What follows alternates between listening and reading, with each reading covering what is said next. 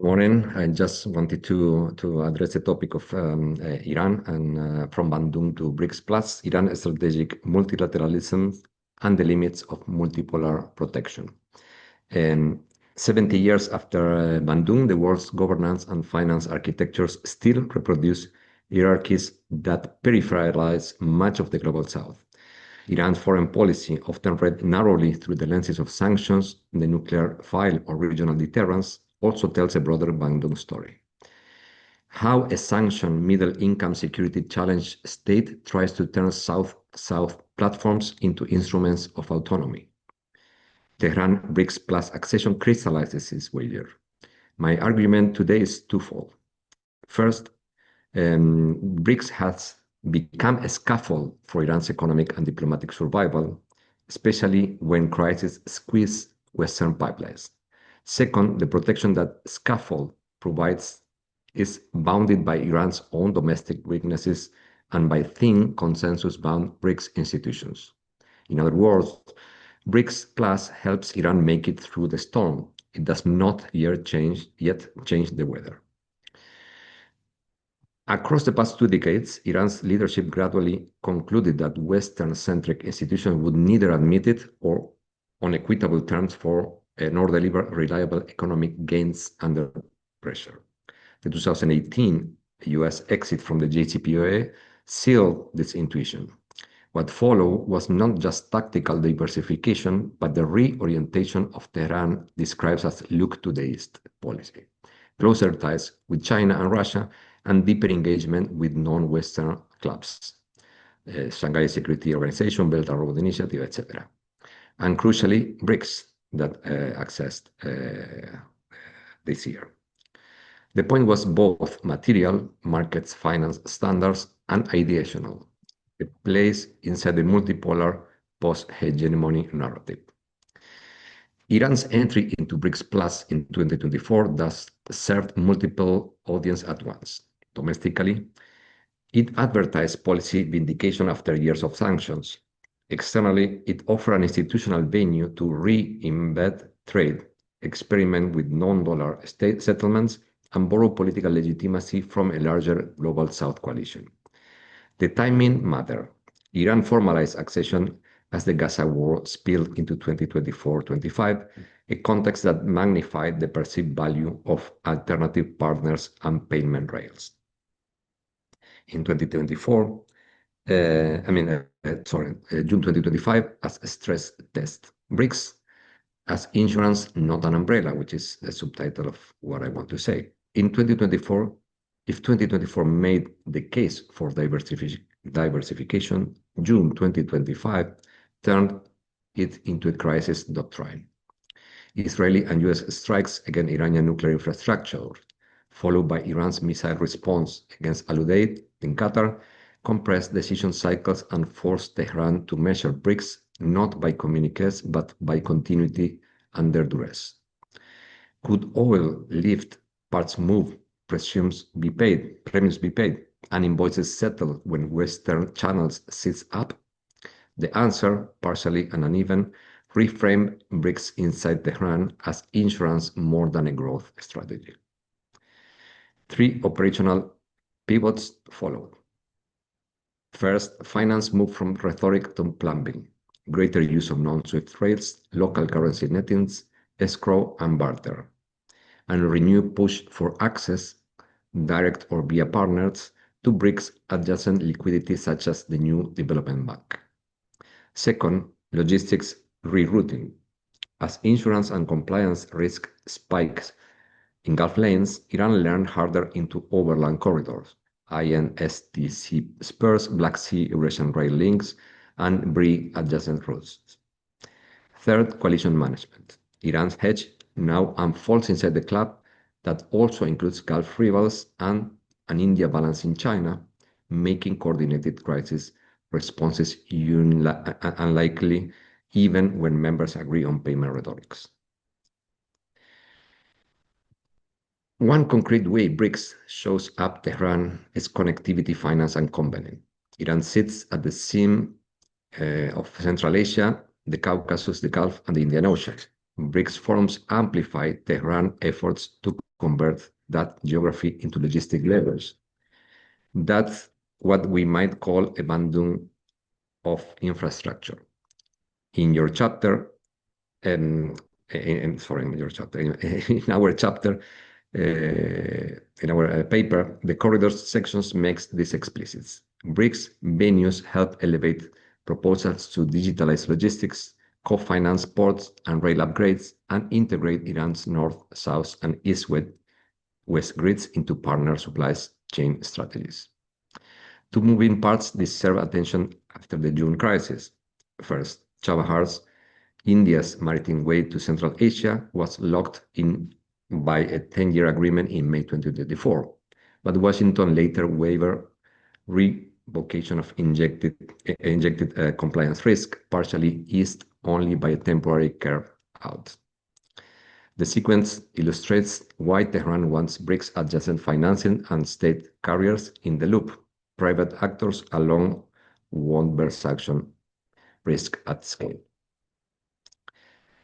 Second, the INSTC, Russia, Iran, India has been scaling up. Freight volumes rose sharply through 24-25, with Russian rail data showing rapid growth on both western and eastern branches. For Tehran, that demand signal justifies doubling down on the rushed Astara link and integration with BRI Connect southern ports. Material gains so far are real but incremental in terms of what BRICS can do for Iran. Trade with core BRICS members held up through 2024 and grew unevenly into 2025 in the first semester. China remained Iran's anchor partner, Russia sanctions economic complementarity deepened, and BRICS provides a stage to keep logistics, energy, and finance proposals alive even when Western channels narrow.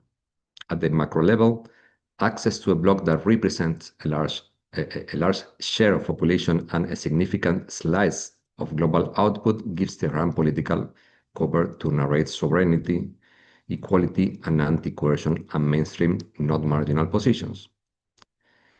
But we also map here three binding constraints: domestic fragility, high inflation currency stress, governance and corruption concerns, and semi-state conglomerate dominance depress Iran's risk profile. Friendly governments cannot force banks and flagship firms to absorb US legal exposure if the counterpart looks unstable or opaque. Intra-club frictions, India-China rivalry, Brazil's cautions multipolarity, and the entry of Gulf rivals dilute bloc-wide solidarity.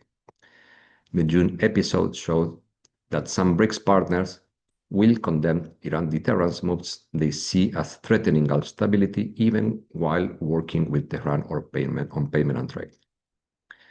Thin institutions, BRICS remains consensus-based, with the NDB and the CRA moving cautiously. Grand plans for a shared unit of account or common rails face slow implementation and compliance overhangs. From these constraints, we draw a conclusion. BRICS Plus is a critical but bounded pillar of Iran's hedge. It will help at the margins and in moments keeping some trade moving, offering niches of finance and technology, and amplifying Iran's voice. But it is not, in current trends, a substitute for Western markets or a shield against regional escalation. Bandung was not only an event, it was a method, a coalition building among unequal partners to expand policy space. Iran's BRICS wager should be read in that key. The discourse of anti-unilateralism and multipolar justice that Tehran deploys in BRICS venues connects directly to the Bandung repertoire of sovereign equality, non-alignment, and development as autonomy. In practice, this takes the shape of payments, workarounds, corridor finance, and South-South standards, less heroic than symmetry, but closer to the lived constraints of sanctioned economies. That is why, for Tehran, the most meaningful Bandung revival would be a technocratic one, getting local currency settlement to scale, getting the INSTC's missing links laid, getting NBD-style lending to reach high-risk borrowers under transparent rules. There is a caution here. Bandung's moral capital was always strongest when paired with concrete delivery for domestic publics.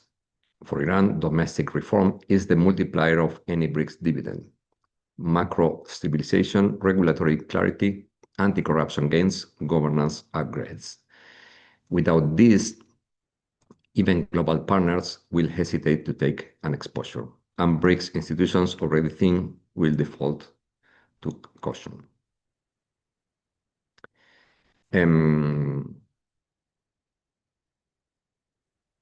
A Bandung pragmatic yardstick. For Iran, BRICS is the conclusion of my presentation.